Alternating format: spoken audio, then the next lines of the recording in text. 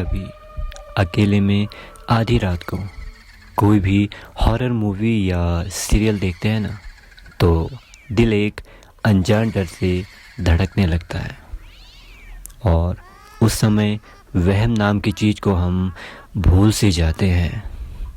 आप सुन रहे हैं कहानी की दुनिया। चैनल को सब्सक्राइब करना बिल्कुल ना भूलें। राजन, उम्र लगभग 35 साल, चौड़ा शरीर, बलशाली बाजुएं, खूंखार सा दिखने वाला चेहरा। कोई भी उसे देखकर सामने आने की हिम्मत नहीं करते थे। हॉरर फिल्मों का दीवाना। राजन भूत प्रेतों को बिल्कुल भी नहीं मानता था, लेकिन फिर भी उसे हॉरर फिल्मों में मज़ा आता था। एक दिन अपने रूम में टीवी स्क्रीन के सामने बैठा न्यूज़ देख रहा था, जिसमें एक हवेली की न्यूज़ कवर की जा रही थी। उस हवेली में कुछ दिन पहले रहस्यमयी घटना घटी थी। यह सब देखकर राजन का उस हवेली में जाने का मन हुआ और अगले दिन चला गया। मैं इन बातों को नहीं मानता मिस्टर दीनदयाल, आप हवेली की कीमत बोलिए, मैं इसे लेना चाहता हूँ। राजन हवेली के ऑनर से बातें कर रहा था। ओके राजन, जैसी आपकी मर्जी, ये हवेली भूतिया हो गई है, आगे का रिस्क आपकी लाइफ। Okay done.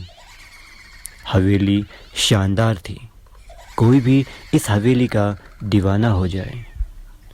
रात हुई। अपनी आदत से बंधा हुआ राजन आज भी टीवी स्क्रीन के सामने हॉरर मूवी देख रहा था। डिनर के साथ साथ ड्रिंक भी कर रहा था। बहुत जल्दी नशे और नींद की गोद में चला गया राजन। गर्दन में होती हुई दर्द की वजह से जैसे ही आंख खुली तो खुद को कुर्सी पर बैठा हुआ पाया। बैठे बैठे गर्दन टेढ़ी कर सो गया था। घड़ी पर राजन ने नज़र डाली तो रात का आखिरी पहर चल रहा था, यानी कि 3 बज चुके थे। अपनी गर्दन पर हल्की मालिश करते हुए उठा और चारों तरफ नज़र घुमाई तो बस अंधेरा ही नज़र आया। पूरी हवेली में लाइट्स नहीं थी, लेकिन दूर दूर तक सभी घरों में लाइट्स थी। ये बात राजन को अजीब लगने लगी, फिर भी उसके मन में गलत ख्याल नहीं आया। तभी एक आवाज़ गूंजी और टीवी स्क्रीन पर लाइट हुई। राजन चौंकते हुए टीवी की तरफ देखने लगा। तभी खून की बूंदें टपकने लगी और धीरे धीरे पूरी स्क्रीन खून से लाल होने लगी। राजन ने अपना फ़ोन हाथ में लिया, टॉर्च लाइट ऑन की। लाइट ऑन तो हुई, लेकिन साथ ही उसका फ़ोन ऑफ हो गया।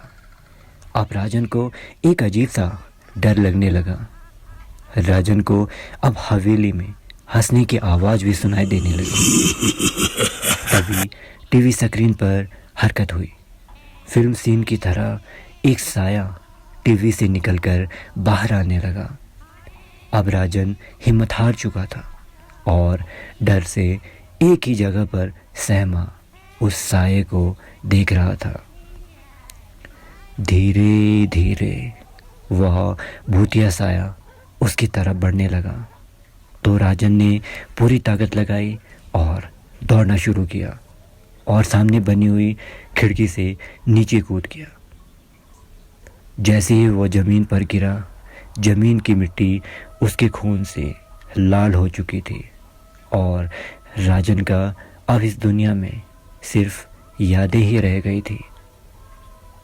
इस सनसनीखेज खबर ने फिर से सभी को दहशत में डाल दिया।